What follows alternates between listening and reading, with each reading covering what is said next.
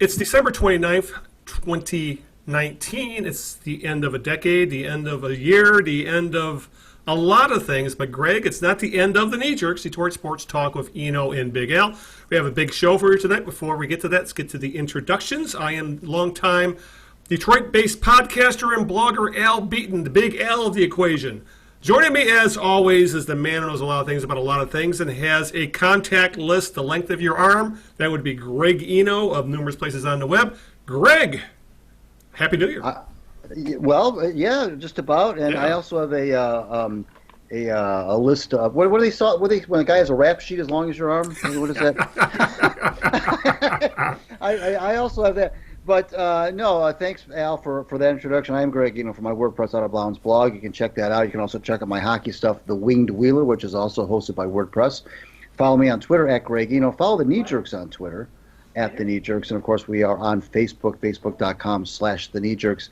Very excited to have our guest on here tonight, Coach Creighton of Eastern Michigan. Before we get to that, I want to tell you about some upcoming guests, Al. We've got booked up. We got a lot of. We've been on a roll here. Of course, yes. Last time we were with the audience, we had comedian John Wing, that was a very fun discussion. Tonight, Coach Creighton of Eastern Michigan. Then on January 12th, we'll have Ray Scott, our good friend Ray Scott, former Pistons player and coach. And on January 26th, we will have radio voice of the Detroit Red Wings, Ken Kal, will be with us, another old friend of the Knee Jerks. Kenny has confirmed that, so he'll be with us on January 26th. We got Coach Scott on January 12th, and Coach Creighton tonight. Before we get into that interview, before we get into what's on the docket with the other Detroit sports teams we're going to be talking about, let's play a game that we like to call Whose Birthday Is It, Maestro? Everybody knows how we play this game by now. I'll give Al a clue or two or three of an individual whose birthday it is today in the world of sports. And if Al can correctly guess that person within the first two clues, he will win a Cuisinart. A Cuisinart, okay. Okay, a Cuisinart. I like how you said it's a Cuisinart. Okay, I think I got room in my kitchen for one of those, so fire away. Okay, Al, this person, his first, he was born in this state in 1939, so he's 80 today. He made his name in the world of football. He is a local guy in terms of he played for one of the local teams, but obviously played for the Lions. He was a defensive player. I'm not going to tell you the position because that might be a giveaway on the first clue, but he was a defensive player. He did not originally start with the Lions, played 3 years across Lake Erie before joining the Lions, and was one of the better defensive players the Lions had when he played. 80, oh, God. You know what? There's too many guys that I could think of at this point, and I don't want to hem and haw because we have a guest waiting, and I still need to make room in the kitchen for that Cuisinart. So I'm going to pass on this one and think about it for a little bit and let you, Greg, get to our introduction of our special guest. Okay, absolutely. This is Coach Creighton is now he's officially a friend of the Knee Jerks. This is his third appearance. We've had him on at different points in his career at Eastern, and when we booked this appearance, we knew it was going to be after the Quick Lane Bowl. So we didn't know what the result was going to be, of course. We didn't know if they were going to win, if they were going to lose. It turns out, of course, that Eastern did lose in a heartbreaker to Pitt, and I mean a heartbreaker within, I think, 47 seconds. It was a very entertaining game. Entertaining. I, as an alum, of course, was on the edge of my seat the entire night, and I felt very badly for the kids. I felt badly for Coach, and I'm sure Coach feels way more badly for the kids than he does for himself. I remember talking to a high school coach back in the day, and he said, Greg, all of the wins are the kids and all the losses are mine. And that's the way he kind of portrayed it. So that's the way that young leaders of young men kind of act. We'll get Coach's take on that in a second. Coach Creighton just finished his 14th, 15th, 16th, sixth year, believe it. My God, where does the time go? Sixth year at Eastern, unbelievable. And 3 bowl games in the last 4 years. Unfortunately, all losses, all close games, but none closer than what happened Thursday night at Ford Field in the last 47 seconds. Coach, you're with us tonight. First of all, thanks for doing this when you're not feeling your most perky, I'm sure. No, it's good to be with you guys. Thanks for doing this.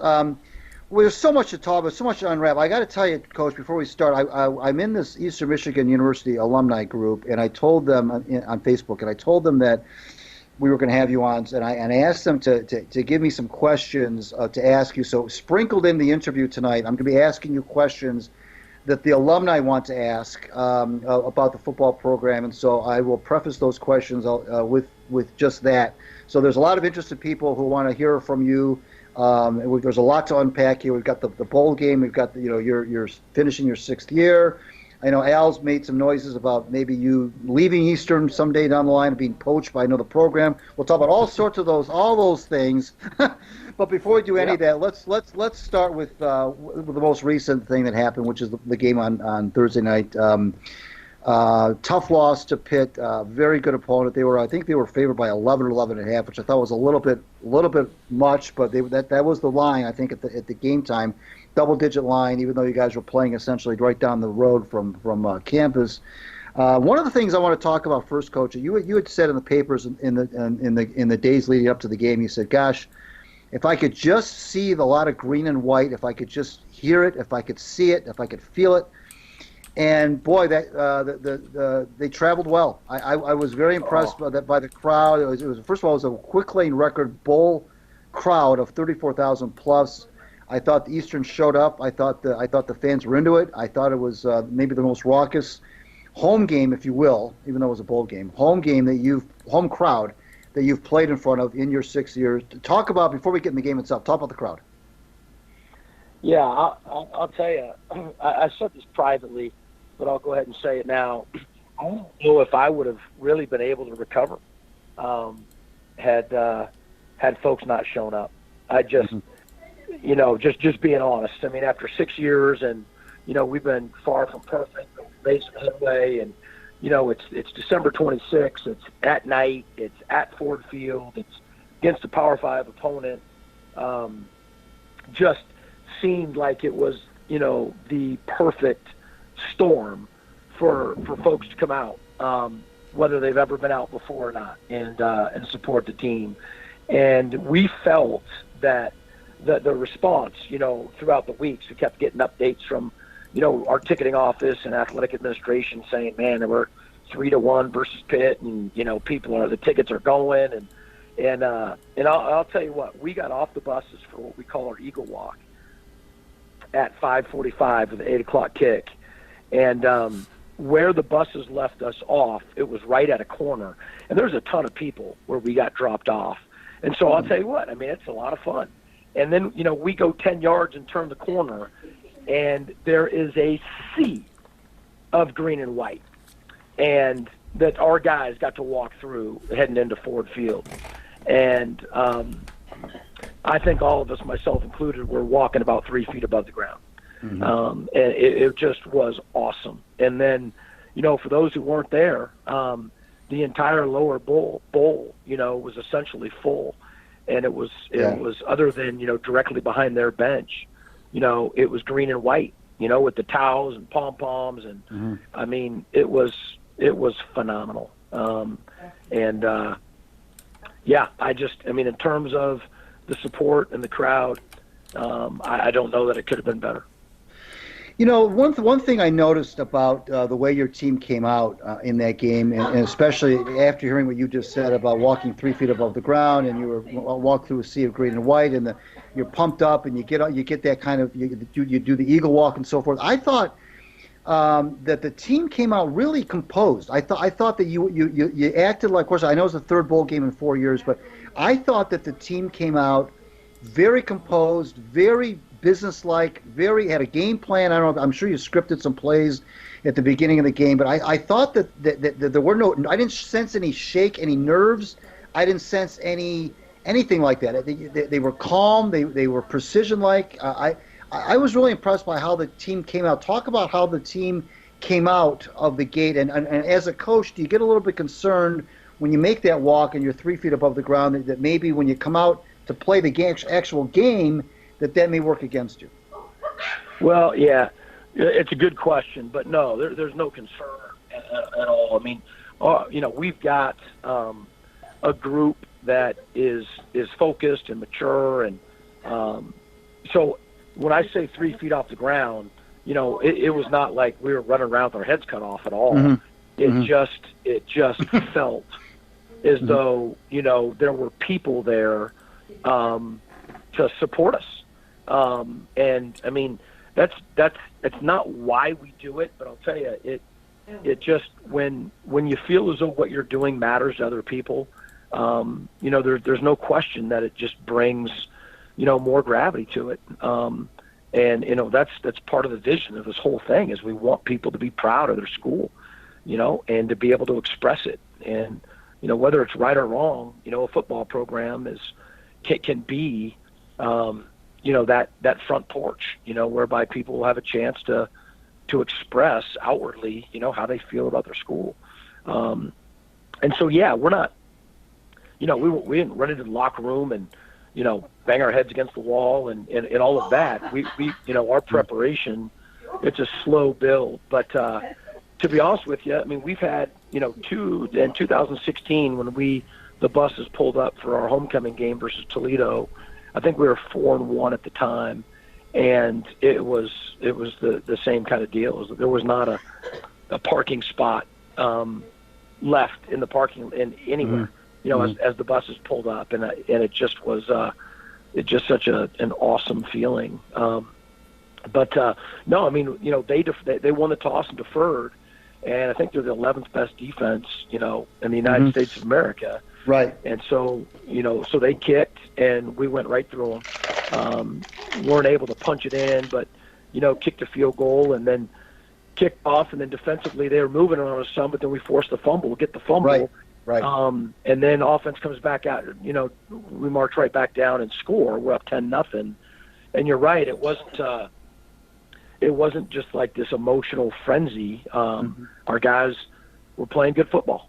And that's the thing, and I think our program knows it, is that we are capable with playing, with really good football teams across the country when we are playing at or near, our best. We're playing at a high level.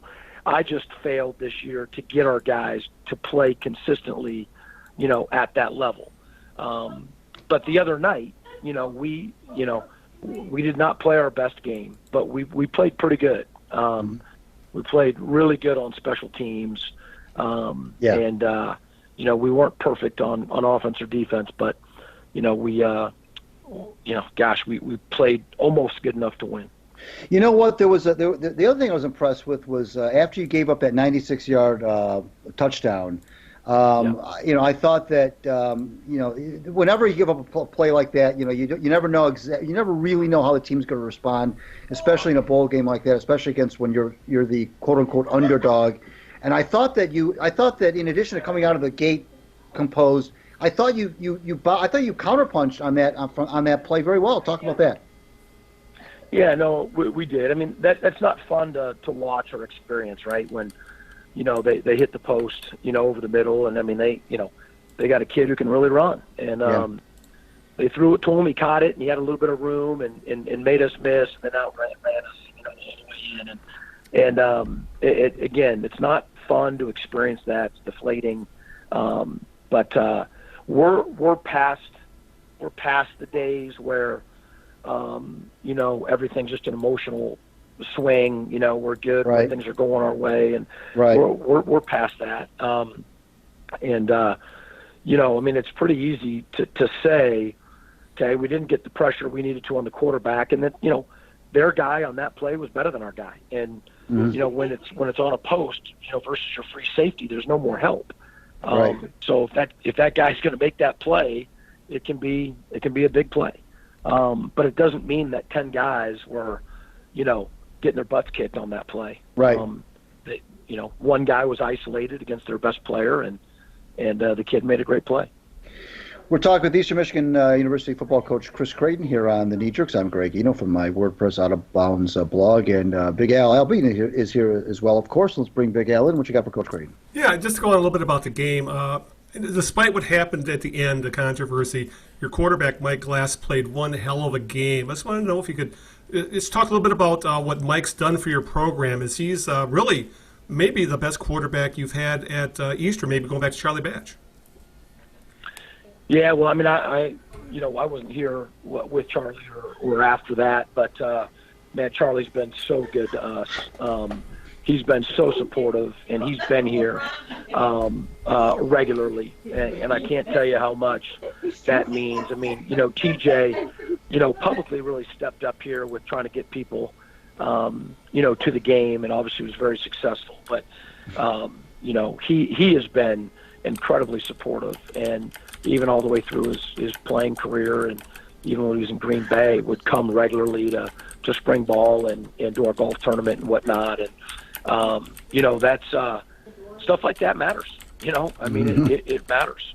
Our players, our current players, know who those guys are and feel connected to them. And so, yeah, to Mike, Mike on senior day at home, we lost to Kent State.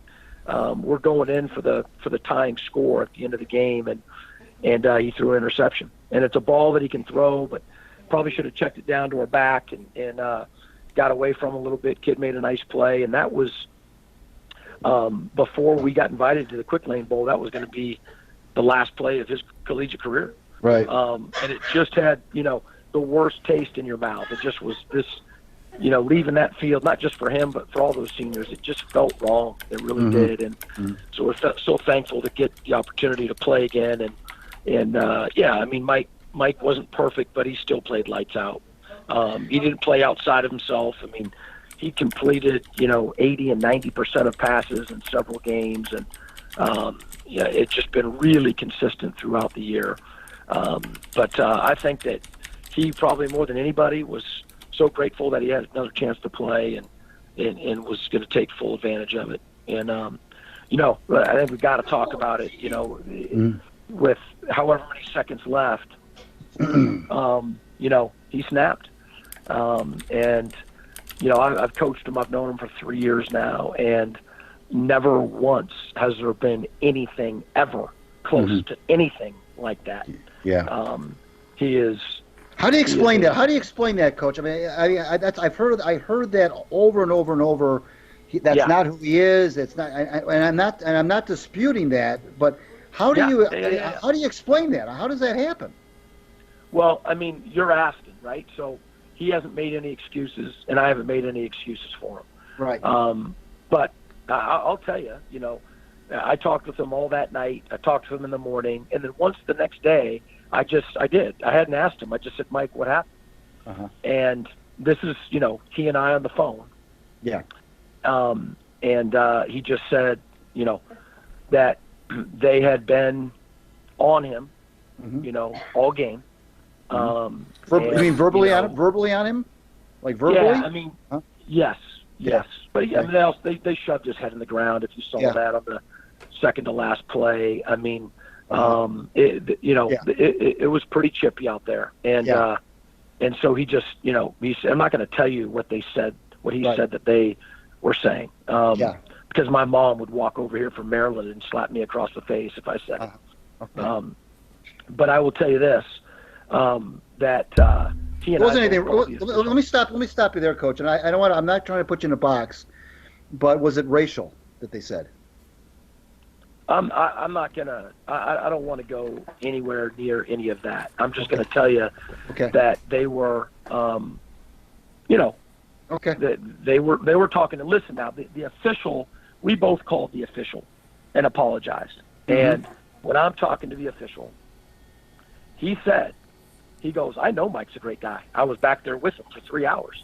And he said that those guys were giving it to him. And he goes, this is his words, he just kept turning the other cheek. He kept turning the other cheek. And he goes, I know he's a great kid. Because I went through all that with him for 3 hours. And then, he just snapped. I mean, he's competitive. He's put a lot of his life into this. He wanted to win so bad, and there's no excuse for it. There's no excuse for it. But you asked what happened, and there just was a point where he couldn't take it anymore. Well, the reason I asked the racial question is because as much heat as he took for that, and as he should, if something was said that was untoward, that was completely off. You know, it's one thing to chirp and to trash talk. You start getting into racial and personal attacks. If something like that happened, if the people knew that happened, they might look at Mike's reaction differently. That's why I asked the question. Well, obviously it's personal. I mean, it's Mm-hmm. Yeah. you know, it's very it's personal. Yeah. Well, I mean that's not. I never read anything or heard anything about anybody from Pitt saying anything personal against Mike. And I don't know if that just didn't get reported or if nobody asked. But if people would know that something was said to him that was off limits and personal, they would probably have more sympathy for his reaction. Yeah, Mike knows that no matter what was said, that he can't do that. No, I'm with you. I agree. I agree. I'm just saying that it makes it more understandable. Right. Right. Okay. Well, let's get past that. I don't want to spend 30 minutes talking about that incident because. Sure. But let's do this. Like I mentioned at the top of the discussion, there were some alumni who had some questions. So let's stick with the quarterback situation because some of the alumni want to know about the quarterback situation next year. They feel confident that the team is set up well post Glass. They want to know how you feel about the quarterback situation and what you're looking for in terms of the competition next spring. Yeah, well, I mean, that's a major question for any team. You know, when you're losing a starter. You know, and so I can tell you that there's three people. You know, you start with our backup, Preston Hutchinson, who anybody who paid attention to us this year, know that Mike was injured on the last play of the Ball State game, homecoming game, and we played and hosted Western Michigan, in the evening the following week.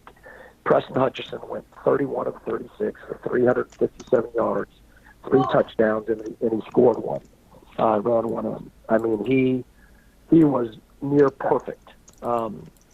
It wasn't a surprise to anybody in our program, but it wasn't a surprise, but it was also, it was a phenomenal game. Tom Brady was out there, 31 of 36 for 357, 3 touchdowns, and running one. That's a great day for anybody. And so he just went off. I can't tell you that bodes well, just for the confidence of the team returning. So we're excited about Preston Hutchinson. Now we do want there to be a competition. I have not gone through a season with just one quarterback in my 6 years here. Mike last year became our starter halfway through, but only got to play in 2 of those games in the whole back half of the year because of injury. So we do have a freshman coming in by the name of Baron May. He was the State of Ohio Player of the Year, he's really talented, great person. Can't wait for him to get here, but he won't get here until June. And so, it's tough to not only learn the system, but to win over a team, getting in so late. But we're super excited about him. And then we do have a grad transfer that we signed. His name is Chris Helbig. He's out of Southern Utah. Completed 66% of his passes this last year. We think he's got some really good ability. He's going to be here for the start of next semester. And so, he along with Isaac Steveling and Aaron Jackson, who are also on our roster, will all be competing this spring. Coach, the other buzz that's going on with the alumni that I've talked to is the transfer of Dimitri Douglas, the big offensive lineman from Michigan State. Can you talk a little bit about that? Yeah, we recruited Dimitri. He's out of Saline High School, and so really got to know him well. And Michigan State ended up taking him pretty late. I guess it wasn't late, but he worked really hard, was going to all of their camps, and Michigan State does a good job of trying to take local guys and developing them and whatnot. So Dimitri's been there for a year and a half, 2 seasons. you can ask him about, why he wanted to transfer and whatnot. But, he was in the transfer portal and reached out. And, we'd had a relationship from the recruiting process when he was at Saline, and we think he'll be a great fit here at Eastern Michigan. We are talking with Eastern Michigan football coach Chris Creighton here on the Knee Jerks. I'm Greg Eno from my WordPress Out of Bounds blog, and Big Al Beaton is here. Let's bring Big Al in again for another question. What you got for Coach Creighton? Yeah, actually, I wanted to talk a little bit about Eastern's schedule, being in the MAC, and the MAC having some very weird, especially late in the season TV times when, thanks to ESPN, with the MACtion, they pushed it on Tuesdays and Wednesdays. And I always wanted to ask coaches and players of the MAC, how is it different to try and prepare for a midweek game at odd hours when it's it's going to be on national television, but it's going to be very inconvenient for the fan bases, but it gives you the exposure? Because it's got to be tougher for a program to that is so used to playing Saturday afternoons, sometimes Saturday nights, and now have to play a Tuesday night or Wednesday night game. How does that affect preparation for your week? Well, I will tell you this. I think that it's less about the preparation and more about, season ticket holders and, the difficulty it is for, you go to any midweek game in the MAC and the stadium's just, the crowds aren't great. And you trade that for being on national television, which matters as well. So, so that's the debate. But the preparation, I'll tell you what we do. We take a normal week. If you start the day after game day, so Saturday, Sunday for us is a 1 day, and our guys know what that is, but it's a Sunday. And Monday is a 0 day. That's when the guys are not doing any football, and it's just all academics, and it's their day off. Tuesday is a 2 day. Mm-hmm. Wednesday is a 3 day. Mm-hmm. Thursday is a 4 day, and Friday is a 5 day, and then you have your game day. So when we play on Wednesday, we are, a Saturday may be a 2 day, and a Sunday may be a 3 day. And we pick that up and put it down on the Wednesday on a Saturday, the Thursday on a Sunday, and don't change a single thing. So for coaches, it's not as bad because we're just locked in the office anyway. But, it's, for the players, they still are.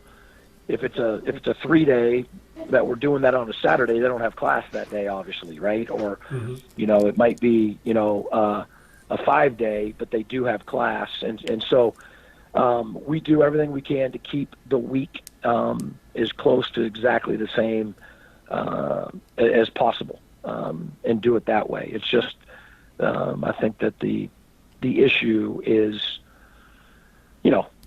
a school night, games kicking off at 8 o'clock at night, kids got to go to bed. People got to go to bed. It's harder to get to the game than it is to watch it on TV. Coach, you've gotten a lot of public praise for the recruiting class, which was announced a week or two ago. Very good recruiting class. I was very impressed when I read in the papers about how well everybody thought you did, and I just want to know how you thought you did with the recruiting class that just closed. Yeah, we really like them. We've liked any class. I'm not trying to sound philosophical or whatnot, but you really do rank the classes when they're done. There's really no other way to do that. And so, the story is the senior class, right? Let's talk about that. So those guys came in, we were 3-21.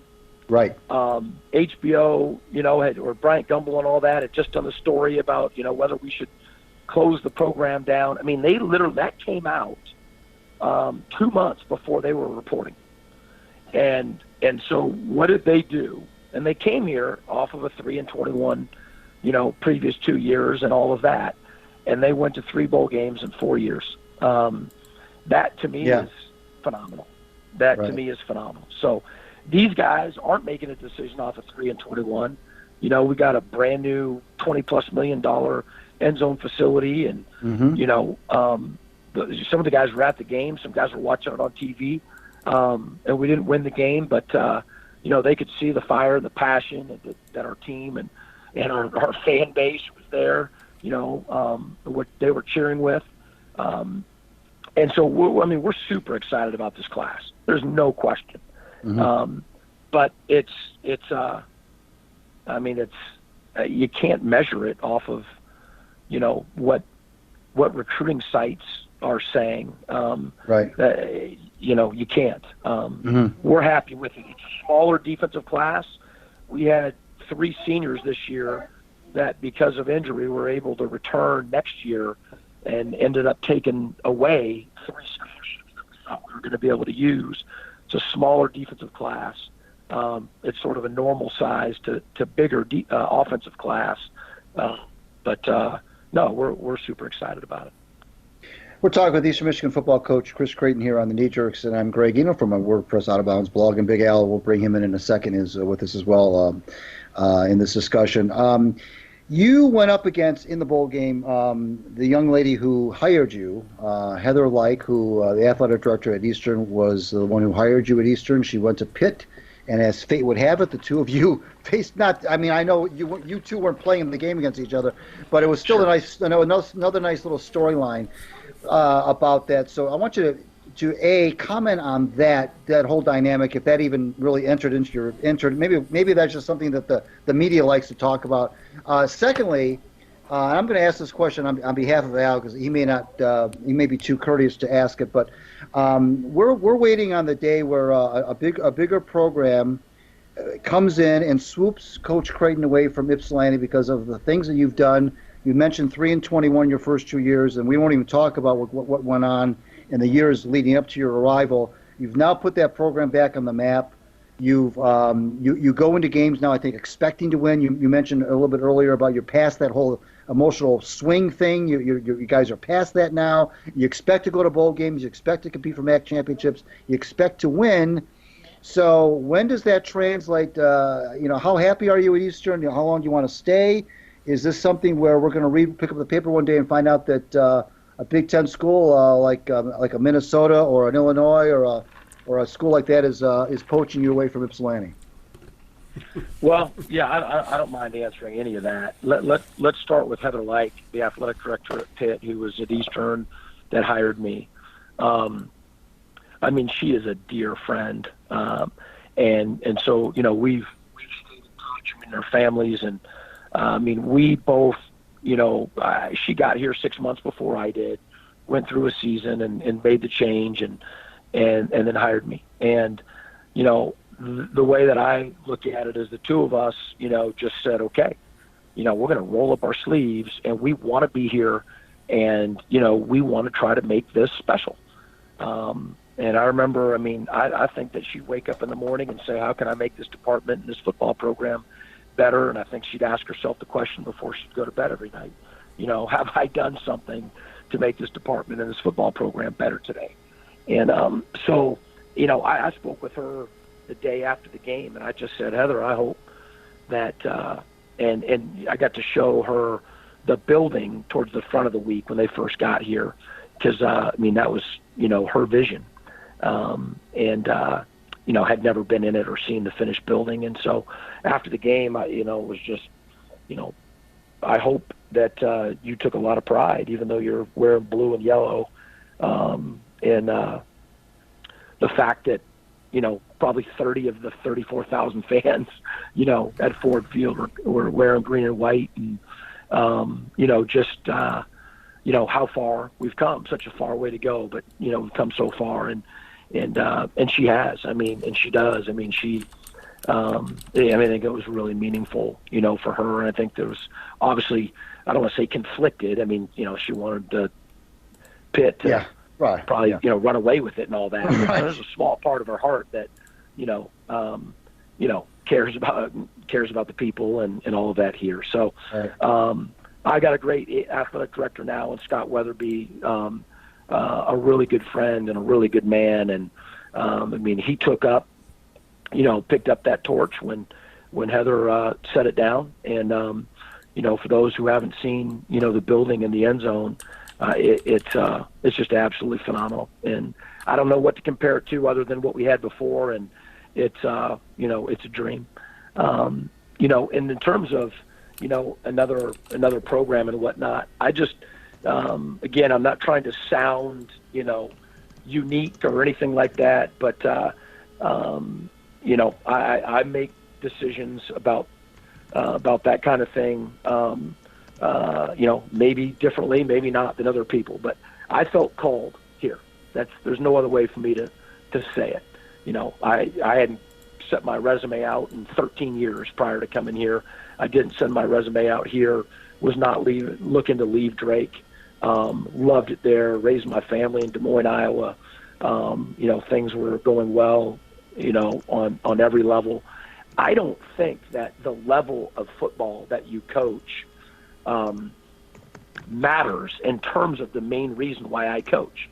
And people can scoff at this all they want, but I'm just telling you the truth. I'm very competitive, but to me, it doesn't matter, whether it's high school or Division III or Division I, in terms of you've got your guys, they've got their guys, you're trying to make your guys better, and to be the best they can be. And so, the NFL is not more competitive, or if I coach in the NFL, it's impossible for me to be more competitive than I am right now. And I'm not more competitive right now than I was when I was coaching Division III Wabash. There's only 24 hours in a day. And so the reason why I'm coaching is I want to make an impact on people's lives. And obviously through the sport of football, and want to be an expert at the X's and O's, but man, I want to take a group of young men and get them to believe in things that they may not have believed in, without the coaching, about themselves, or about the power of the team. And so the level of that, to me, is not relevant in terms of, I don't know, my mission in my life for coaching. So now, when I look at my career, I've gone from NAIA to Division III to the FCS to Division I. So someone can say I'm bluffing or whatever, but I'm not leaving here. There's a couple ways that can happen. One, I'm not a fool. I mean, they can call me up tomorrow and let me go. It's not up to me. It's a two-way street. And so I never assume that. But then if it is up to me, then I'm not going to leave here until or if, I'm called to do something else. And that's not a phone call from somebody else. That to me is just my gut, my spirit about, where me and my family is supposed to be and where we're supposed to be doing it. So, again, that may not seem very clear, but it would take me a heck of a lot longer than a few minutes to really explain all that. I love it here. I love it here. I mean, yeah. I love it here. I love the challenge. I love the fact that people said that it's impossible and that it's a coaching graveyard. And it's not. This is a great place, and sometimes when I first got here, and even, in the last couple of years, I might be having a conversation with somebody, and 5 minutes into it, they tell me they're an alum. And I'm like, well, dadgum, why didn't you tell me you were an alum in the very beginning of this conversation? And I say, listen, what was your experience like? Did you like it? And almost every person says, oh, I love it. I love it. I love Eastern Michigan. But it doesn't necessarily mean that they're wearing the block E, or, that they're espousing their love for the place. And so I love that we have this, opportunity as a football program to allow people to say that they love it, right. And to try to become, a source of pride. And so, yeah, it's I have more than anything our family is ever going to need, to get through life. And got great coaches and unbelievable culture. Obviously, we've got room to grow. I mean, that was seen at the end of the game. We're far from perfect, but I love my guys. My guys love Eastern Michigan. And, you don't see the transfer portal filled with Eastern Michigan football players. You don't. Yeah. our guys want to be good point. here. And Yeah. so we're hard charging and have a lot of room yet to grow. We're gonna wrap this up. We're gonna give Big Al one more chance. So what you got? Well, now we got Coach all riled up with your questioning, Greg. I just wanted to ask you, Coach, if as you said, being a D1 coach is it's a 7-day a week, 365-day a year kind of gig. Any plans for your off season when you have a little bit more time to decompress? What are your plans before you hit the ground running when it comes to recruiting and coaching again? Well, today, family and I just have relaxed all day. My kids haven't seen A Few Good Men, so they're watching it right now. And just love, this week, it's definitely some downtime. And, we've, in terms of the staff and the players, I mean, the guys were here all the way through Christmas. School starts, they're back, a week from tonight in 8 minutes, 9 p.m. We have a team meeting. So, gosh, I hope they don't think about anything but their family and relaxing this week. Other than one thing, I gave them a Christmas gift. I gave them the John Gordon one-word book and have challenged them all to have one word for 2020. And so as we get kicked off in January, obviously we'll be recruiting. Our guys will start the second semester. They'll start the off-season program. And they're going to start figuring out what their one word is for 2020, and I'm super excited about going through that process with them. I got to ask you, Coach, before we let you go, what was up with that beard you sported early in the year? I was a little disappointed to see you come out clean shaven at the bowl game. I was expecting to see the beard. It disappeared as mysteriously as it appeared. What was up with that? Yeah. Well, I'll tell you, the start and the finish are both, are going to be disappointing for you. I just didn't shave during camp, and that's basically just apathy. And then, at the end of camp, I kind of had a beard. And my wife and kids were like, they hate it. And the players, of course, loved it. And then we're 3/4 of the way through the season on a Sunday, and I go to trim it. But you should always check to see whether the guard is on when you go to trim your beard. So I had about a 2-inch strip of raw skin with my trimmer not being on there. And I said, well, I guess I'm shaving my beard. Boy, there you have it. I saw you. I said, did they fire Coach Creighton and replace him with some guy with a beard? I did not even recognize you. One of those early press conferences, I said, what the hell is he doing with his beard? Well, I'm glad that we cleared that up, Coach. I'm so glad that you were able to spend some time with us and answer some of these questions, and the alumni got some of their questions answered as well. And we appreciate your candor, and you're one of the most candid guests we have on. You're not quite as candid as Greg Campy, the basketball coach at Oakland University, but who is? So, we really appreciate it, and all the best, my friend. Thanks for. We'll have to do this again sometime. Oh man, I love it. I really appreciate you guys having me on. Our pleasure. Happy New Year. You too, my friend. Go green, buddy. That's right. All right. Take care. Good night. Yeah. Bye. All right.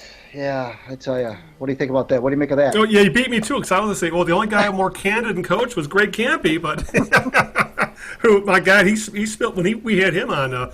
Coach Campy spilled his guts, especially when he's talking about his adventures and being offered jobs and things like that. Yeah. No, it's when you got him fired up about his career and where it might head from here.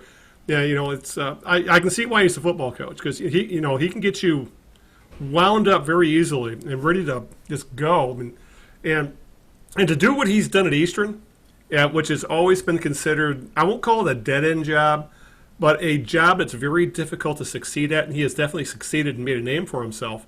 It just says all the more about how good of a coach he is, and I really appreciate him taking the time to talk to us, because I know these football coaches have so much on their plates. Right, and especially after being so disappointed in what happened. I know it was 3 days Yes, ago. the ending but- of the game, and he answered, I think, as best he could, and I could see why he didn't want to. As you kind of insinuated, there was a lot more there that he did not want to bring up as to why it went down the way it did, and I think you were onto something there.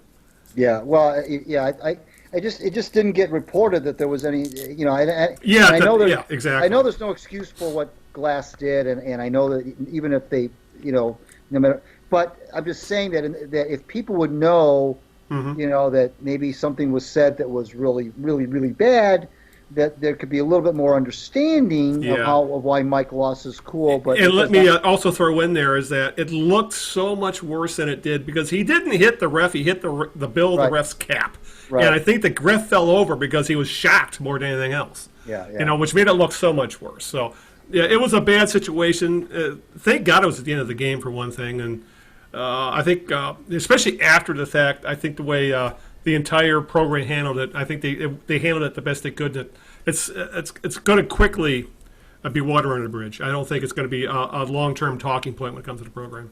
Yeah. Well, I thought there was some irony there when he was talking about how they lost on senior day and that Mike Glass's last pass was picked off, and I said I was almost going to say, well, the way that his career did end was probably no better than if his last pass had been picked off. But that's okay. That's all right. I don't want to go too crazy. Yeah, with that, but I will tell you. I will say this. Yeah. The way that what he in 6 years what he's done. This program now expects to go to bowl games. It expects to win. They're no longer a laughing stock. They're no longer a doormat. They lose a lot of close games. They got to fix that. They got to figure out a way to win close games. And we didn't get into that yet, into that discussion. But they've got to. They lose a lot of close games. And if they can turn some of those around, you're looking at that program will win 8-9 games a year. Yeah, and especially they've become known as giant killers. They've knocked off a Power 5 conference team like the last 3 years running. All on the road, too. Yeah, exactly. And that's another disadvantage these guys have because they have these pay-for-play home away games where, they make a lot of money to do them, but, they end up, they're anticipated to be bottom feeders, but end up being, sometimes giant killers as all the directional teams here in Michigan have proven at one time or another. Absolutely. All right, with that, Greg, I think it's time to talk about worse things, which would be the Lions. But before we get to the Lions, I was going to say, let's get to clue 2 of the birthday game. This person was born in the state in 1939. He's 80 years old today. He started his career as a defensive player with the Cleveland Browns before he came over to Detroit. He was a Lion for 9 years. He played in the back seven. I will say that he was not a lineman, and he was a very successful businessman after his career ended in the physical fitness business. Ah, okay. Would that physical fitness business be Vic Tanny's? It would be. Yes, I think we're talking about. I did not realize he played for the Browns, but he was the middle linebacker during the I guess you would say the through the '60s, and especially the Joe Schmidt era. That would be Mike Lucci, I believe. Mike Lucci, absolutely, yes. Make Lucci. Yep. He's 80 years old today. He was a fifth-round draft pick by the Browns out of Tennessee, and played 3 years with for Paul Brown before being traded to the Lions, where he played 9 years, and was a very good one of those guys that wasn't quite a Hall of Fame player, but was very good. Yep, very good player. He was All-Pro. Let me see, I got it up here. He was All-Pro. He made one Pro Bowl, and he was All-Pro. He was All-NFC in 1969, and he was the Lions' most defensive MVP for 3 years running, 69 to 71. Yeah. And he was definitely the defensive quarterback on the field. Yeah, sure. And he was always overshadowed by the likes of Dick Butkus, Ray Nitschke. Played the same position in the same division. Right. Right. Yeah. Very true. Good point. Yeah. So. So Mike Lucci. So you do get the Cuisinart. Very good. Oh boy, I can't wait to make some salsa or something. All right, with that out of the way, we got to hit the ground running right here, Greg. So we're going to talk a little bit about the Lions, or maybe a lot about the Lions. Since the last time we talked, the coaching status of the Quinn Tricia, obviously Bob Quinn, Matt Patricia, the brain trust of the Lions is still up in the air. Well, that came to a head while we were off the air, where they are going to come back. It was announced by the ownership group. We'll talk about that. We'll see about, and obviously they lost again today. Another finishing the season 3-12-1. And if we have time, we'll talk a little bit about the Tigers signing some actually decent free agents and what's going on with the Pistons. But let's hit the ground running here with the Lions, Greg. Today they snatched another defeat from the jaws of victory. The Packers were. I wasn't able to watch much of all the Denver game because I was up north. I came home during like the third quarter when we got home, and so at least I didn't have to suffer through most of that game. But I watched all of the Packer game, and the Packers for probably 2.5, 3 quarters were bad. And Aaron Rodgers, I think, was awful, especially in the first half. He was missing wide open receivers left and right, which allowed the Detroit to take a 17-3 lead at halftime. Of course, they coughed up that lead, Greg. They lost 23-20 on a game-ending Mason Crosby field goal. So no 5 field goal misses for Crosby today. So the Lions ended the season losing, I believe, 9 straight games, 12-13, and now have locked up the 3rd overall pick in the 2020 draft, which leads us to Matt Patricia and Bob Quinn are being retained. And this is a group, Greg, that sold us on they were expecting to compete for a playoff spot, and they made player movement designed to do that. With the signings of Flowers, the signings of Coleman, the signings of James, all for big money. Yet the season ended with the team in a death spiral. And despite that, Greg, both Patricia and Quinn will return in 2020. It'll be Patricia's 3rd year as head coach, Quinn's 5th as GM. And the ownership group did this in an interesting way, if you ask me. They didn't hold a press conference. This is something that has always driven us nuts, that they never talk to the press in an open forum. It's always with sidebars and small groups. Well, that's what they did with this one. They invited, I believe, the 4 or 5 beat writers to a small meeting. And rather than have an open presser, they just talked to these guys and essentially said, we're going to bring them back. And but adding an ultimatum, I guess you call it ultimatum, with the money quote being from Martha Firestone Ford, we expect to be a playoff contender, and those are our expectations, which we've expressed to both Bob and to Matt. So, Greg, they're coming back, but now it sounds like a very open-ended win or else ultimatum here.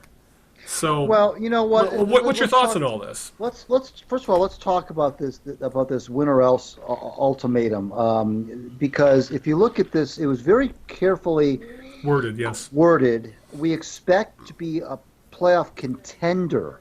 Okay, they didn't say we expect to make the playoffs or they're gone. So it kind of leaves open the possibility that if the team like maybe comes down the last couple of weeks of the season, still in the hunt, and maybe is eliminated, that there could still be, you know, it wasn't necessarily we have to make the playoffs or they're fired. Yeah. It was we expect to contend for the playoffs. Well, I mean, first of all, the whole notion of bringing them back is a bone of contention, I know, to a lot of people. Mm-hmm. The thing I think you touched on something that you may not have even realized you touched on a few minutes ago, and you said that the team was expected to contend for the playoffs. They made moves, and what you said was they made moves in the off season with that in mind, and that's a very astute observation, because now we're being sold, and apparently the selling went right to the Ford family, that this is a rebuild, and I didn't get the impression, Al, when the Lions were making these off-season moves, signing free agents, signing veterans like Danny Amendola, giving big money to Trey Flowers, and all this other stuff. That doesn't, to me, smack of a rebuild. Those are things that teams do that they feel are on the cusp of winning, and that they're going to try to buy their way into.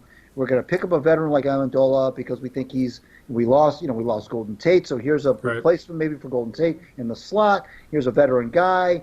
You know, we're going to give money to this veteran guy. You don't do those kinds of things in a rebuild. So to all of a sudden now say that this is, and to just throw that word around now, rebuild, especially in a town like this, Al, that is just seeing all their teams rebuilding. Yes. We all know what a rebuild is and what a rebuild isn't, and that the way the Lions went into the offseason last year and the way that they went into the season this year, to me, did not smack of a rebuild. That word rebuild only started getting tossed around in the second half of the year when the wheels came off. Right. And all of a sudden now it's a rebuild, which was not the way it was sold to anybody at the beginning of the year or even going back as far as last spring. So I thought it was a disingenuous thing to start calling this a rebuild. And the whole notion of that ultimatum, I think, doesn't have as many teeth in it as people would like to think it does. I think it was a kind of a wimpy as far as ultimatums go. But of course, I mean, the thing that does come out of this, I guess, that's good if you're a Lions fan, is that we all know that this tandem is not going to turn it around next year. We know that. I mean, I consider and tell you right now that they're not. So 1 year from now, we will all be once again looking for Black Monday to happen. And 1 year from tomorrow, Matt Patricia will be fired. According to what this supposed ultimatum is, we know he's not going to turn the team around. They're not going to contend for playoffs next year. And so they've got another year, yes. But to me, it's just a stay of execution. If the Ford family, makes good on their and then the other thing that was the one of the Ford daughters, I think Sheila Ford Hamp, whatever her name is, said. Hamp, yeah, Sheila Ford Hamp. She said, well, we all know that the most popular thing to do would have been to fire the coach and the general manager, yes, but we're doing what's best for the organization. And, the problem, Al, is that the same people that you want to fire this administration is also going to be the same people that's going to bring in the new one. So It's like, I understand the reason. I understand the fervor for wanting to get rid of Patricia and Quinn. I understand, believe me, I do. But the bad news is they're the same people that are making that decision. The Ford family are the same ones that are going to make the decision to bring in the new people. And does anybody have any confidence that the new people that they bring in will be any better than what they've been bringing in for the last 62 years? So I understand. I get the case for firing Patricia. I think it's a sound case. Mm-hmm. But I also, you got these same people who would be firing him 1 year from tomorrow are going to be the ones that are going to be picking the new coach. Yeah, and that's so it's one of those, Al. It's one of those terrible, evil circular patterns you're in, because you want the previous administration, you want the current administration gone, but the same people who hired them are going to be hiring the next one. So it's like you feel like you're caught in a maelstrom of this web of you know what I'm saying? So that's the thing about that. Yeah, and in regard to that Sheila Ford Hamp comment, it's we're doing the right thing for the organization. I think that's more of, well, Mom's going to be 95 years old, and we don't want to go through this again. That's how that comment came off to me, to be honest with you. And which is all this also show that she is going to be the next boss of this team. She's going to be the next owner whenever Mom passes on, because it seems like obviously William Clay Ford Jr. has moved on from the team and is concentrating on the auto company, and the other two sisters are essentially silent when it comes to all this. And when it comes to being the figurehead, it's always Martha Ford, Firestone Ford, and her daughter Sheila Ford Hamp. So it looks like she's going to be the boss sooner than later. And when it comes to that kind of open-ended ultimatum, as you brought up, I think they kind of left it that way, because you can go 10-6 and miss the playoffs, right? Or you could be like the Cowboys were this year, finish 7-9, and be in it to the last quarter of the last game of the season. Right. So I'm sure they wanted to leave a little leeway under the playoffs or bust mantra.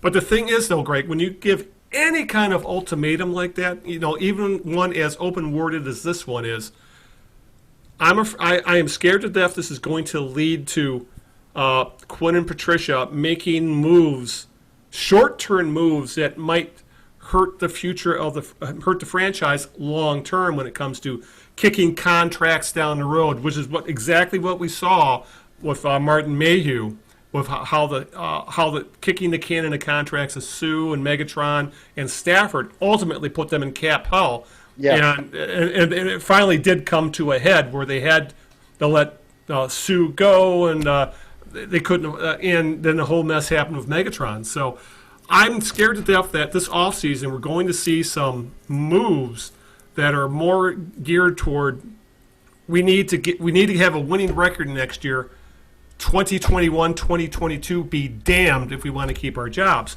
And that could lead to some very risky decision making in free agency and in the draft, and for that matter, the players they ultimately keep or let go, which could really, essentially just being delaying the inevitable firing. And I think that is my fear, because when you throw ultimatums like this, there could be some decisions made that are made not for the right reasons. I'll put it that way. And that's what has me worried. That's a very good point, and that was something that was brought up by some of the media people as well. Is that when you're on a supposedly on a short leash like that, yep. It can change your thinking. The flip side of that, though, you can counter that by saying, well, this is the NFL, and everything is short term. You never know how long you're going to be anywhere, frankly. But no, you're right. That's a fair point. Maybe they would have been better off to just say that to announce they're coming back and leave it at that. And leave it at that. And maybe not have I think the ultimatum part is as soft as that ultimatum was. I think might have been just kind of some raw meat to throw out to the fan base who's chomping at the bit here. But and just to follow up on what I said, there's one, and also what you said about the same people doing the hiring.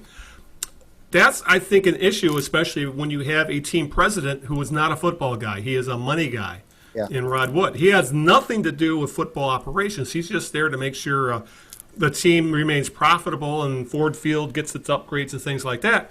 So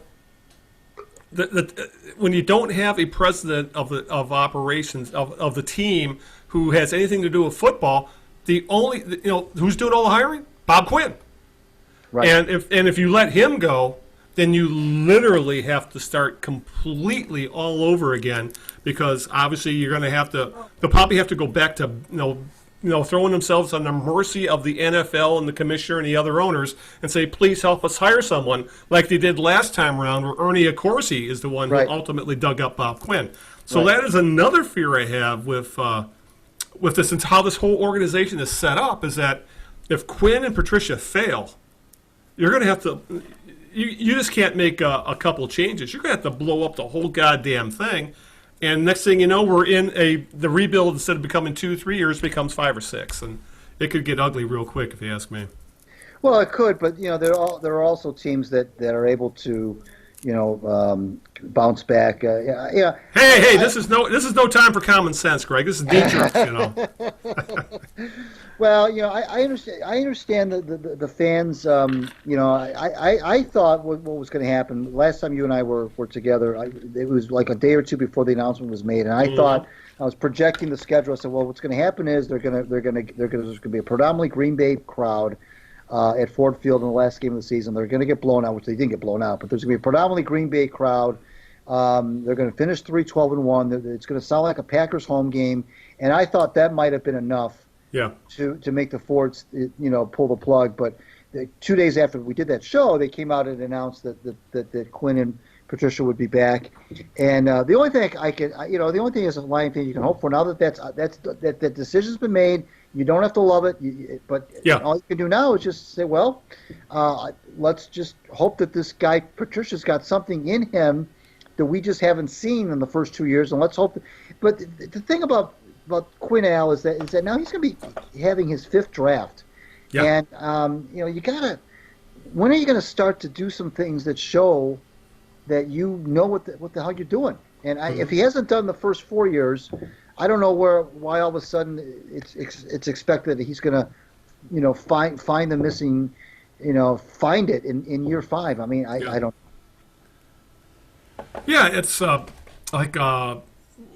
when is he going to find that?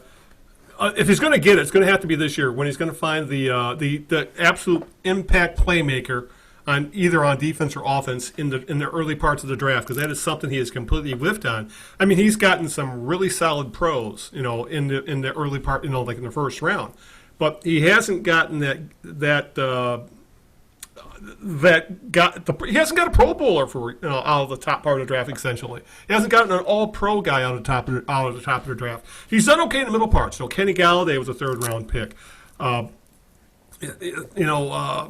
Some of the Tracy Walker's has done really well as a middle-round pick. So a few of these other Graham Glasgow, a solid pick in the 3rd round, but he's yet to hit. And those are all like singles and doubles. And when it comes to the top of the draft, he's been hitting more strikeouts than anything else. Jared Davis has essentially become a bust.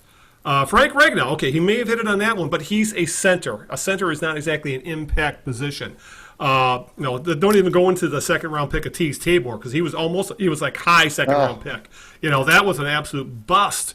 So he needs to hit not just a home run in the draft this time, Greg. He has to hit a freaking grand slam because if all goes well, he'll never ever have a pick this high and under his employ again. If all goes well, he should never be picking third in the draft ever again.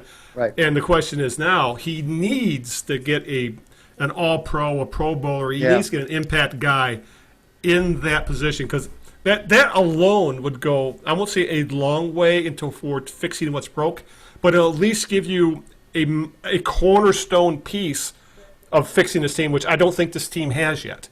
They have a bunch of decent role players, and they have Matt Stafford. Yeah. Right. But they don't have that specifically an impact player on the defense like an Ndamukong Suh.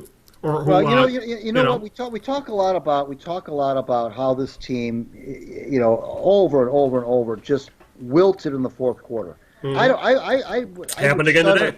I would shudder to look at their point differential this year in the fourth quarter, and one of the reasons, Al, that they weren't able to finish games this year, and they lost so many in the last quarter, in the last half of the last quarter, is because their defense couldn't get off the field.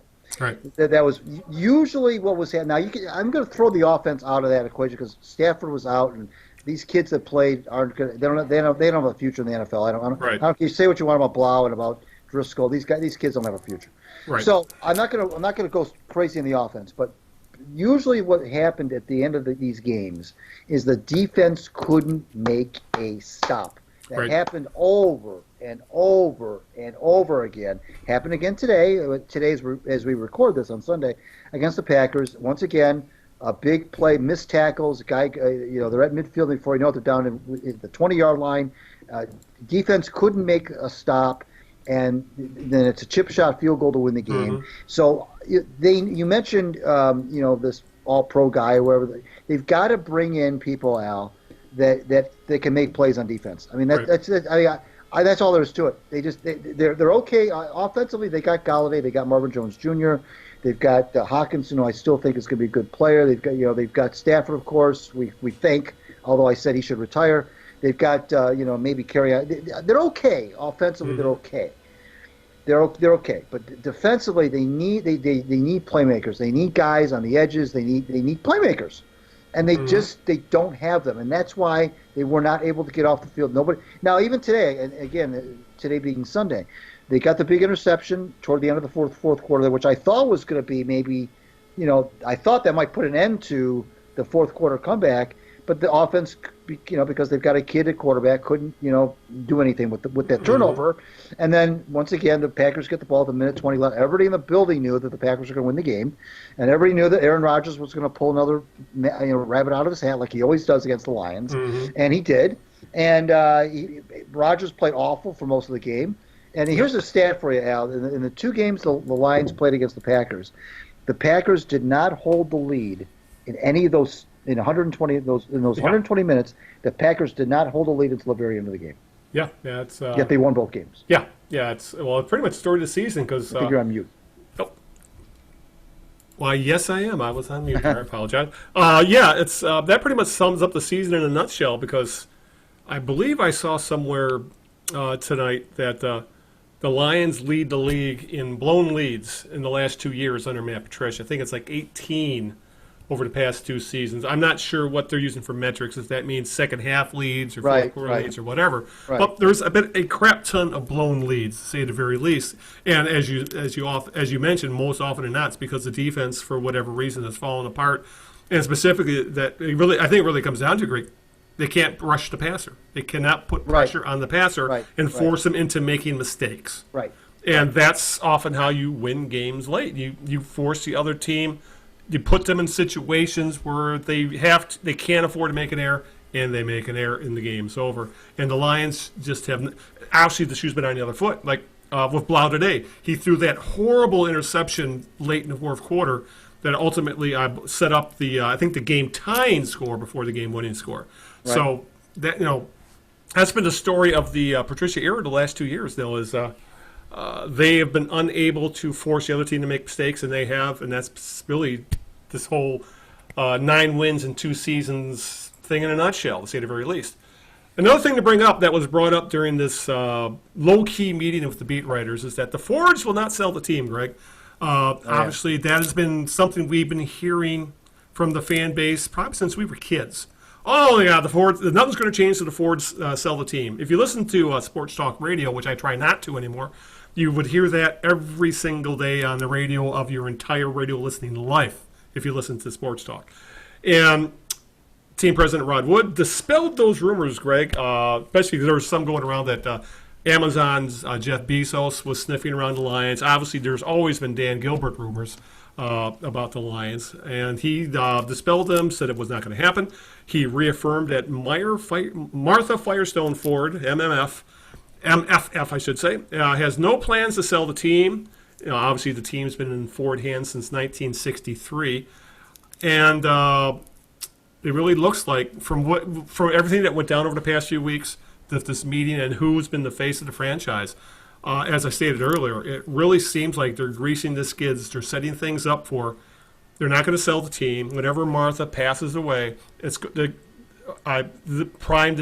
decision maker is going to become Sheila Ford Hamp. Why her? I have no damn idea. But she seems to have the trust of her mother when it comes to this football team, because she's pretty much with her whenever there's something going on with this football team. So I don't know if that's good or bad when it comes to which Ford kid is going to take over.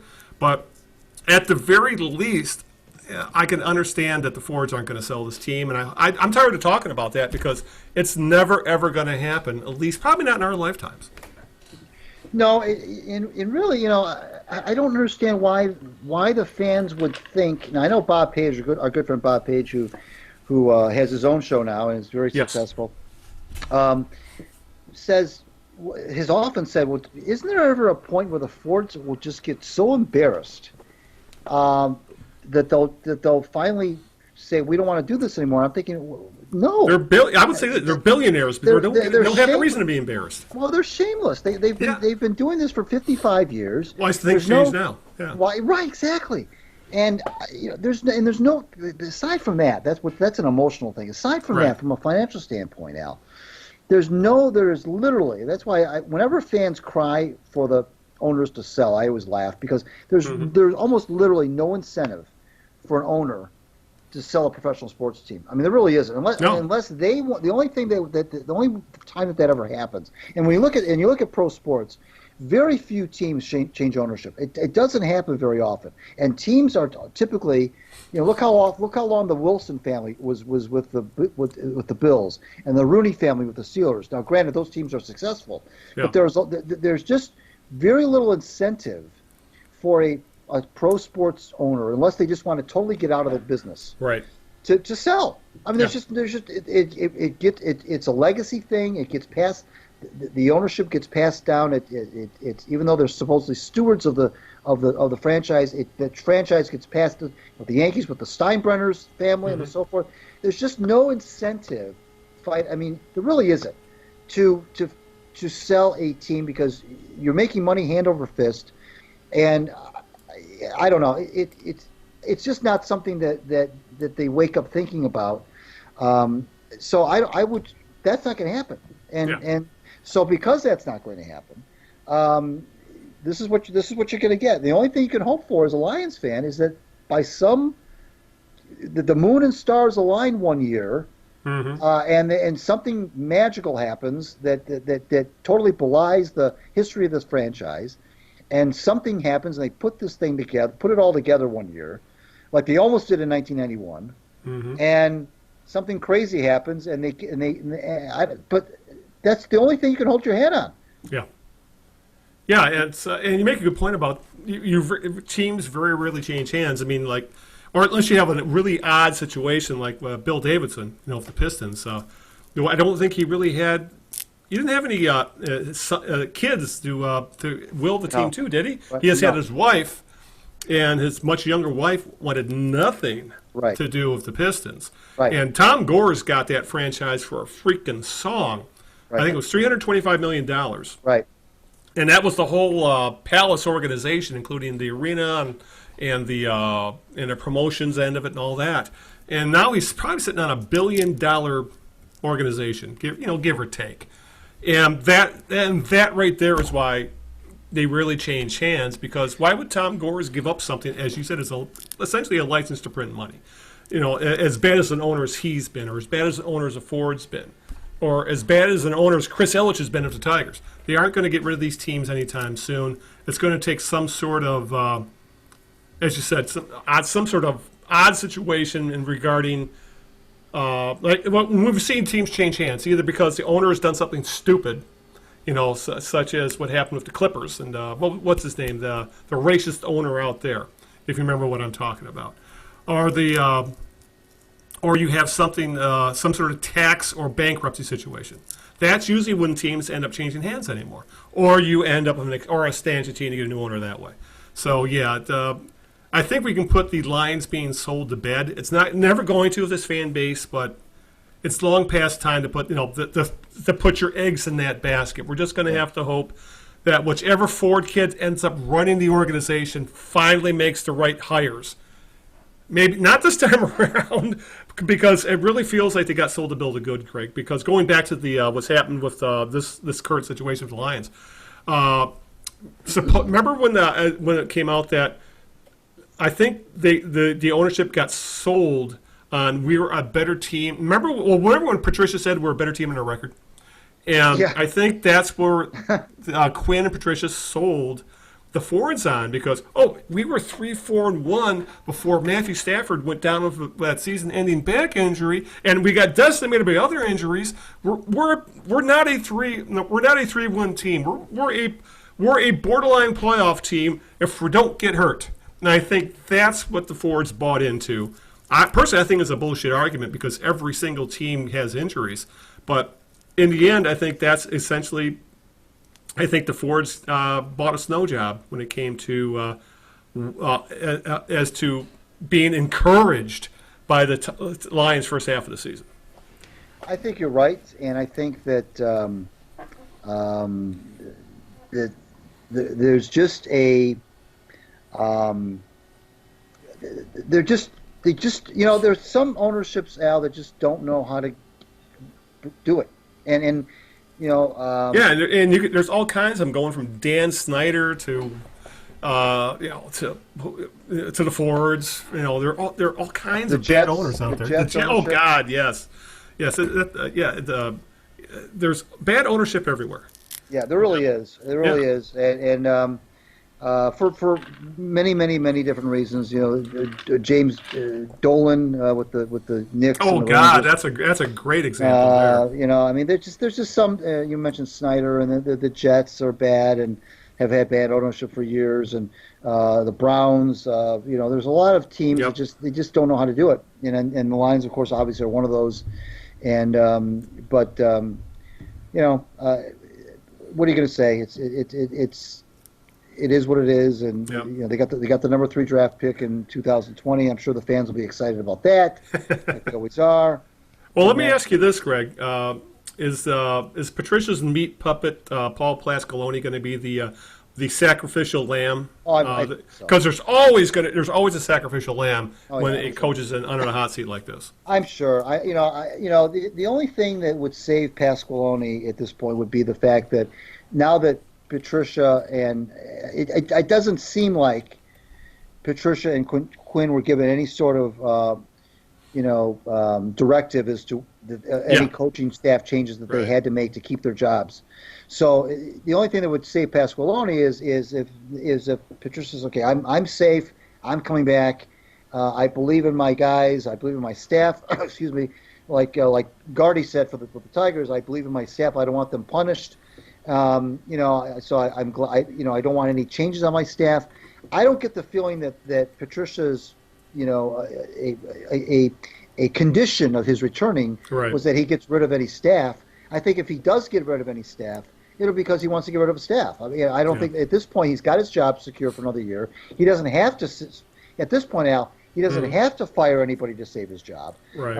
But having said that, I still believe that if anyone's going to get canned, if you will, it will be Pasqualoni, and that's based on performance. It's not based on. It's not Al. It's not based on anybody saving their bacon or trying to make themselves look good at this point. It's performance.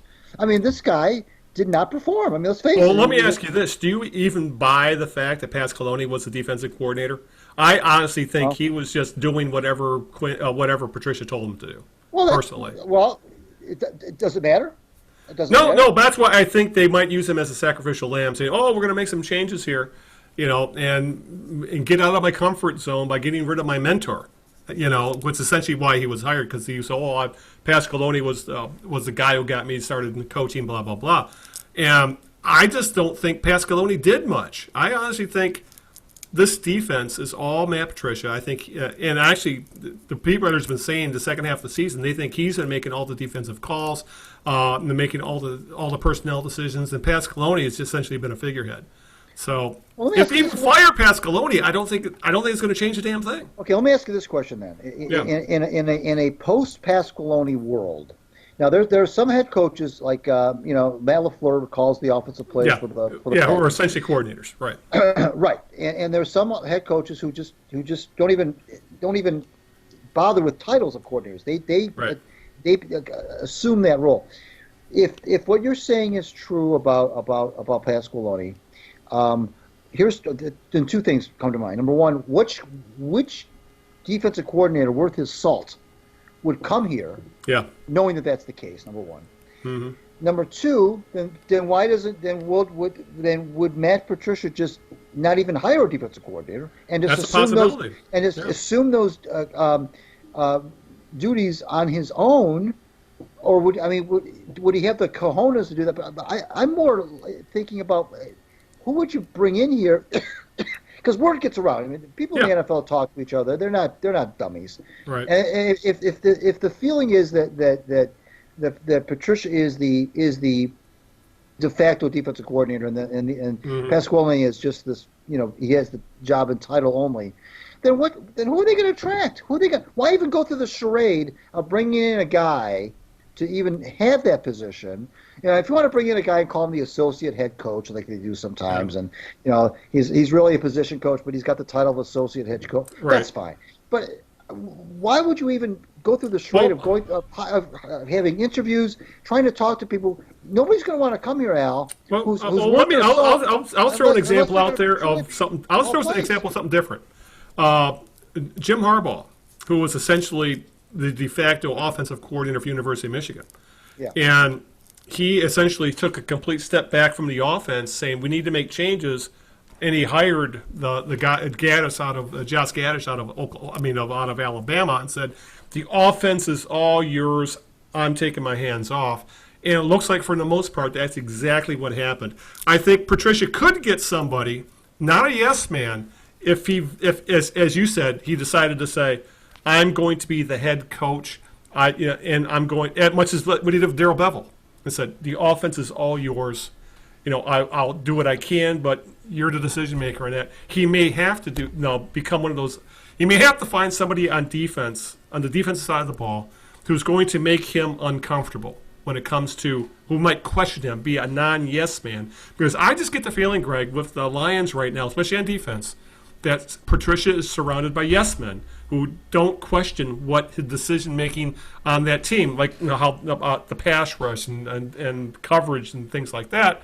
And if you could find a position coach, someone who would take the defensive coordinator job, if he gave him the if you gave him an open book and said, the defense is all yours. I'm here for input. I'm here to help. I'm here to help, but the defense is all yours. Then you might be able to promote a position coach from another team. I think that's the only way that you could get a defensive coordinator. Because I think you are right that otherwise, if you're going to hire a defensive coordinator and nothing changes in how the defensive is run, it's essentially going to be the same situation all over again, and no defensive coordinator worth his salt is going to want to get in that situation. Exactly, and Yeah. you know that's why I just wonder if now when he got here, Patricia, he brought in Pasquale because he's an old. Well, then this happens all the time. He was an old Right. friend. He was an old mentor. I get it. That's fine. Yeah. That's fine. But I think the But game has now, passed him by. right Yeah. now, whatever. But now, if you're gonna move on from him, Pasquale, then you just have to make a decision. Are you what are you going to do here? Are you going to be what are you going to do? Are you going to give this job to somebody else? I don't know. I don't understand the whole. I don't. I'd be interested to see what they do with that. I do believe that Pasquale will. Maybe he'll resign. Maybe he'll retire. Maybe Yeah. he'll retire. Maybe that'll be what happens. But whatever. But again, it's not throwing anybody under the bus, Al. This guy did not perform. Right. He did not. I don't want to hear about injuries. I don't want to hear about anything. They were god awful. God awful. And you mentioned not putting pressure on the quarterback and so forth. The only reason that Aaron Rodgers just had a bad game. If Aaron Rodgers had an Aaron Rodgers type game, the Packers would have blown them out. Yeah, I don't know how many deep passes he missed where he had open receivers. I mean, he had all day to throw, and usually Yeah. when you give a guy like that, for God's sakes, a Hall of Fame quarterback, that much time to throw. I mean, he's going to slice you and dice you. And Rodgers was off target, and even the play that led to the game-winning field goal wasn't really even Rodgers any doing. It was just there was the yards after the catch. But you're right. I mean, he missed guys left and right, and so. Had he been on the money like he usually is, the Packers would have won that game going away. But so anyway, Pasquale, it would be a matter of you can just look at the numbers. I mean, by any metric you want to judge the defense on, it was awful. Yeah, figurehead or not, someone's going to have to Right. pay, and it's likely going to be him. Yeah, right. All right, Greg. Let me ask you this: I think we're going to have to save our Pistons conversation for when we have the coach. That's fine. Because of what's been going on. Yeah. With the tank. We'll have to talk about the tank situation. Well, or at least they're tanking without trying to tank. But anyway, I think the Tigers, Greg, are maybe starting to listen to us, take our advice, because obviously when we last talked a couple of weeks ago, that we were saying, well, the Tigers were front office, the brass during the winter media said we're going to start building a team back up. We're done tearing things down. We're done with the demolition. It's time to start rebuilding. Fixing the foundation, getting guys in here. And the first guy they got was Austin Romine, who is a serviceable catcher, obviously an upgrade when your last year's catcher, were like -2 WAR. But still, it's not exactly a signing that's going to move the needle. No. The Tigers did make a bit of a free agency splash over the past week and change. Bear in mind, last year's Tigers were next to last in Major League Baseball in home runs and slugging percentage, and they were last in on-base percentage and runs scored. So, this team had an astonishing lack of power. When was it? I think the leading home run hitter had 15, and they waived him a couple weeks ago. The Tigers signed a pair of players who helped the Twins of all teams. The Twins hit countless home runs, actually 307. But they set a new Major League Baseball record of 307 home runs, and two of the players that helped them do that are now Tigers. 30-year-old first baseman C.J. Cron, who hit 25 bombs, had 78 RBI, had a 780 OPS, and they also signed 28-year-old second baseman Jonathan Scoop, who hit 23 home runs, he had 59 RBI, and a 777 OPS. These are both guys that have a history of hitting with power, if not necessarily high on-base percentages, but they can hit the ball deep, with something this team desperately needed, because that's where baseball's going nowadays. They are immediate upgrades to the right side of the infield, because Cron's going to be the everyday first baseman, Scoop will be the everyday second baseman, and this really puts what they did last year. Their numbers, Greg, are okay for they're pretty good for but they're not like outstanding or anything. They're solid major leaguers, but they're not all stars or anything. Right. But even though Shoop was an all star 2 or 3 years ago, but when you look at those numbers, last year Cron and Shoop would have finished the season leading the team and second in the team in home runs and RBIs, and their OPS would have only been behind Nick Castellanos, who obviously was traded halfway through the year. That because their numbers are middling, to say the least, or average for Major League Baseball, I say. But they would have smoked everybody else on the Tigers team this past year, even Miguel Cabrera.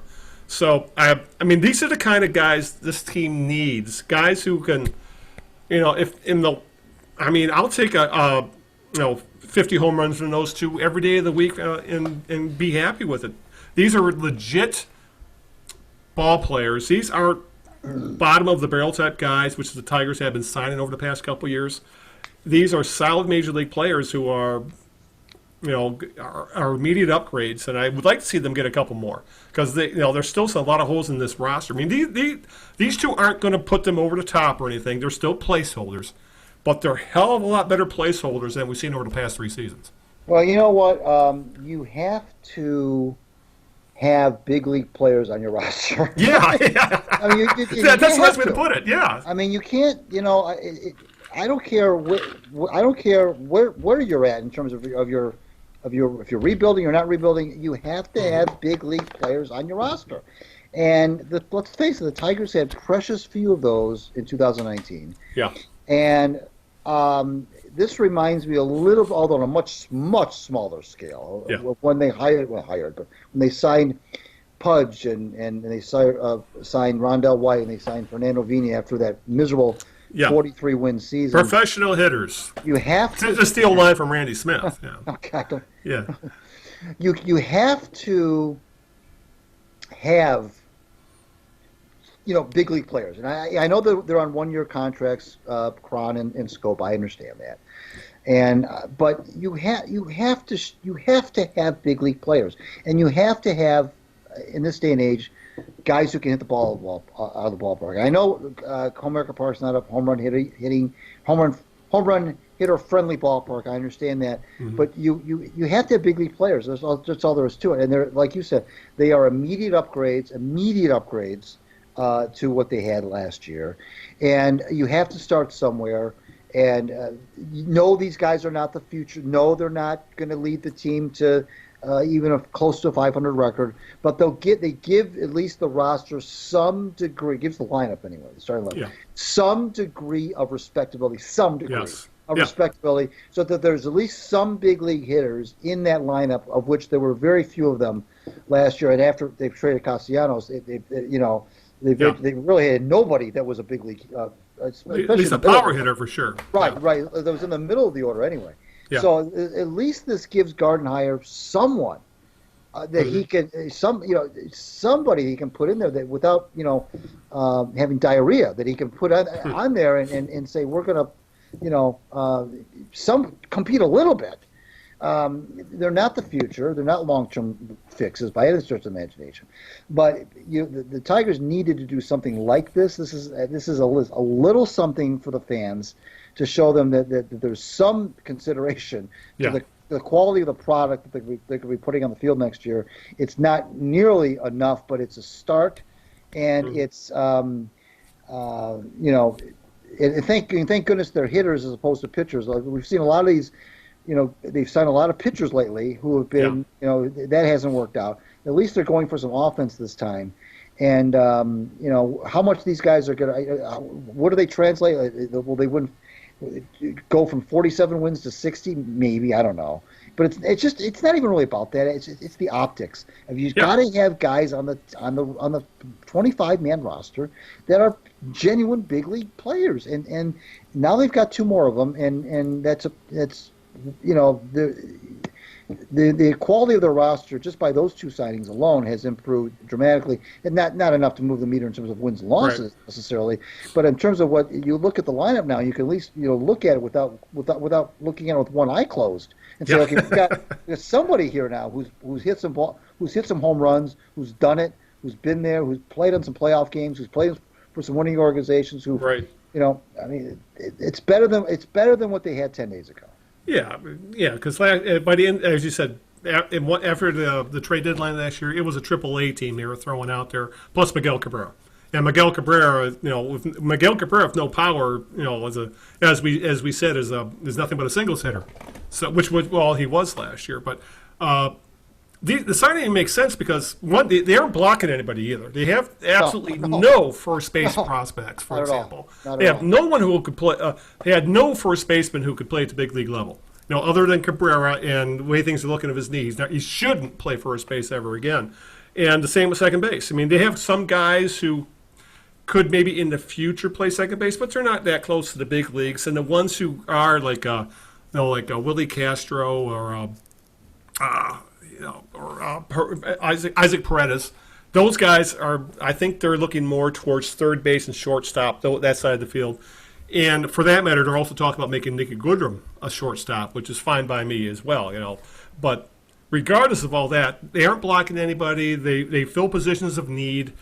And I think you nailed it. This team needed some legit big league ball players. They're not stars, but they are legit big leaguers who could play for pretty much every team in the league. As a role player, teams could find room for these guys. Unfortunately, with today's way things are set up today, guys like this also tend to bounce from team to team to team to team on one-year contracts because that's just how baseball free agency is seen to be set up anymore, where teams aren't paying big money for older free agents, so guys like Cron tend to get 1 and 2-year deals to plug holes. So hey, perfect, works out great for the Tigers. This is something we've been bugging them to do for a couple years now, Greg, and actually it's not going to move the needle that much, but if it adds 5 wins, awesome, and going by WAR, that's probably about what they would add. And that, then get a couple more guys like this, and then all of a sudden you're talking about a team that's not going to lose 100 games, and that would be a huge step up. So, more thank you for making these kind of signings. It's hopefully they'll put up similar numbers, but Al Avila had to do something, and he finally did something relatively smart. Yeah. All right, let's start wrapping things up, Greg. It's it's the holidays, and I'm sure you got stuff to do, and I have stuff to do, and the listeners have stuff to do. So, who is your jerk of the week? This is an interesting one, Al, because Jack Ebling. I'm not sure if you know who Jack Ebling is. Yeah, he was a writer in Lansing. Now he has a radio show up there, right? Very good. Yes. Absolutely. He, Yep. we talk about sometimes we talk about the odd takes that some of these media guys have. Yeah. He came out.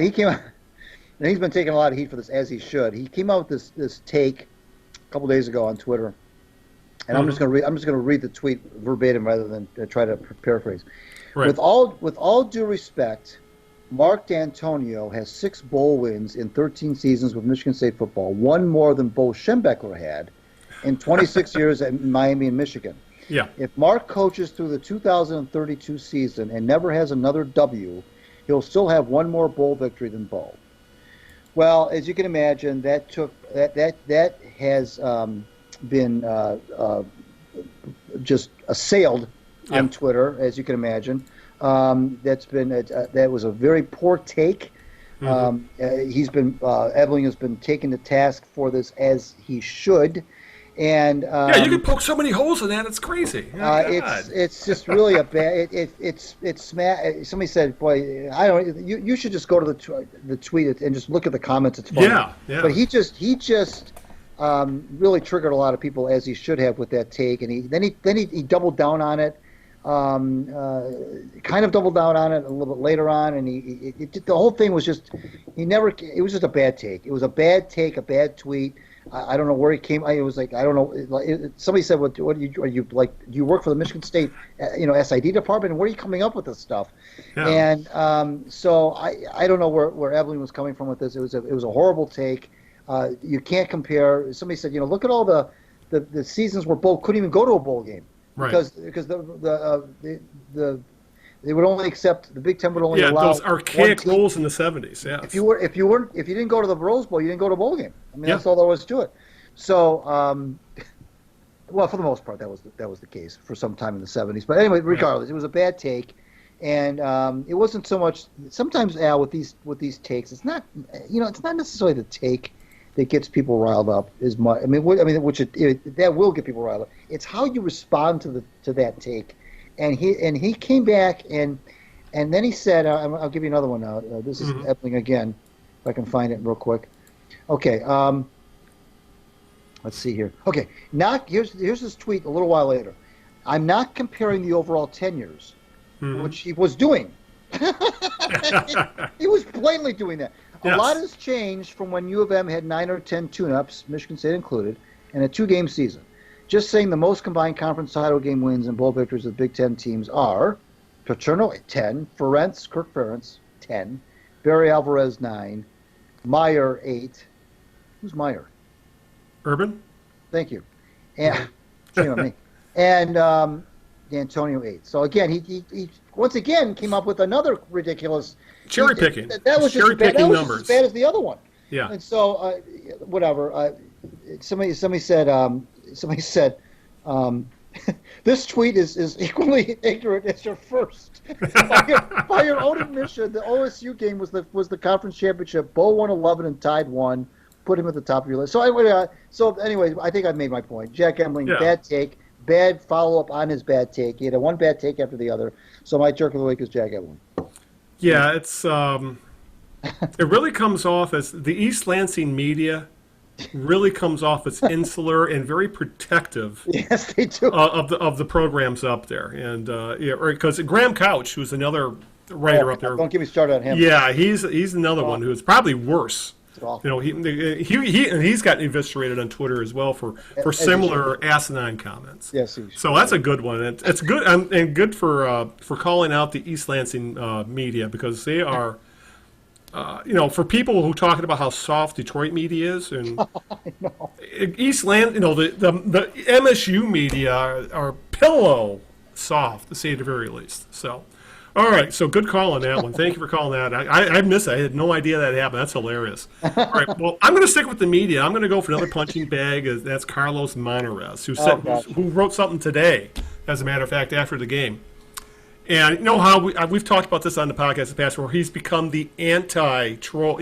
His trolling has gone 180 from just going anti everything Lions to praising the Lions at every opportunity. Right. And today, after the game, he has 3 things that he brings up about the game. Right. And this is what he had to say about David Blau. Okay. The undrafted rookie had his best game since his Thanksgiving Day debut, and moved the offense well enough to build a 17-3 halftime lead and hold the lead late in the fourth quarter. And then Blau started getting into a rhythm in the first half. Then the Lions went conservative and ran the ball, protected the lead in the third quarter. And then he adds, it would have been nice to let Blau continue slinging it. All right, you want to hear what Blau's stats were today? Blau's stats for today's game, and Monarez is telling him to sling it. Blau was 12 for 29 for 122 yards, and he had I believe his rating was 40. And this is a guy who was slinging it around the field? What game was Monarez watching? Oh my gosh! The kid, he was thrown into a bad situation, an undrafted rookie quarterback. But his completion percentage for the season is, I think, right around 50%. When a quarterback in the NFL has to at least average anywhere from 65 to 70. He needs to have throw the ball downfield. Blau doesn't do that. And for Monarez to be pushing this Blau is a developmental quarterback worth looking into, I don't know what the hell he's thinking. Again, this is a writer who has gone from last year saying blow everything up and everything with the Lions must die to saying David Blau can sling the ball around the field. And it's like, what in the hell? And this guy's being paid who knows how much to be a columnist for the goddamn Free Press. No wonder the newspapers are dying for putting out this kind of tripe. A guy like Monarez is an embarrassment to the beat writer Dave Burkett and some of those other guys out there who put out serious journalism. He's been doing this all season, but this one just put me over the top, and I had to bring it up. David Blau should be slinging it around the field, even though he completed about 35% of his passes. So my jerk of the week is Carlos Monarez for I guess that's not watching the game. I guess that was ridiculous. good. That's a good job by you because I hadn't. I'm reading it now. I'm looking at it now. I didn't see that before we did the show. Yeah. That's hilarious. That's absolutely hilarious. Oh God! Yes. He goes on to say. Yeah. In the very next sentence, but he still played well enough to make it a tough decision for the Lions next year. Tough decision? Yeah. For what? Yeah. The strong off-season of work and improvement, Blau can make it even tougher for coaches at training camp. Oh, God. Oh, yeah. And then this thing about not using more gadget plays, and so he shows to go on about, well, the NFL is so conservative. Well, oh, good Lord. Shut up. Yeah. Oh, God. Monterez, I don't know what he's thinking anymore. So, all right, Greg, let's wrap this show up because we've gone on too long as it is because we had the coach on longer than we thought we would. So if you could, get out the plugs and the thank yous and remind everybody who is going to be on the show in the next coming weeks. Well, we have everybody on the show longer than we think we're going to have. Yes, we're going to have Coach Ray Scott on January 12th, 2 weeks from tonight, talk about the Pistons. We'll have lots of Pistons talk. We've been not talking about that team. Yes, and we have a lot to talk that's about. By design. That's been by design. Yeah. But when we have Coach on, of course, we have to talk about the Pistons, and we will. And then we will talk about the Red Wings 2 weeks after that with Kenny Cal, Red Wings radio announcer. So a good couple of guests lined up coming up next. I want to remind everybody to read my WordPress blog, Out of Bounds, and also my Winged Wheeler hockey blog, which is also hosted on WordPress. And follow me on Twitter at Greg Eno. Follow the Knee Jerks on Twitter at the Knee Jerks. And I want to thank my lovely wife Sharon for putting up with this nonsense every other week. And thank you, Big Al, for making Sunday night so gosh darn fun. Indeed, Greg. I appreciate you taking some time out of your busy holiday schedule to talk sports with me and Coach Creighton, for that matter, today. Give a shout out to the girlfriend Linda, who was busy saving lives in the ER tonight. And also as a reminder to listen to the show or pass on the word as to people you might want to hear the show. It is available on several different platforms. Obviously, it's on Apple Podcasts, i.e. iTunes. We're on YouTube, where we do upload video of the two of us talking. Quite exciting. We are on Stitcher Radio, which is available on pretty much every platform. You can get it on iOS. You get it on the Google Play Store. You go through a computer browser to listen to the podcast that way. We are on iHeartRadio. We are on Spotify. We're on the Google Play Podcasts. And, of course, you can also go to thekneejerks.net and just right-click on the MP3 to download it directly on your computer browser. Obviously, of course, I think that about covers it, because I'm running out of places to put the damn podcasts. So with that, I think it's time to say goodnight and move on with our holiday and get ready for New Year's Eve. And when I talk to you next, Greg, it'll be not only a new year, but a new decade. So until 2020, this is Al Beaton saying, I guess, good evening, good luck, Happy New Year, and aloha. Happy New Year, and ciao Italy, everybody. We'll see you in 2 weeks.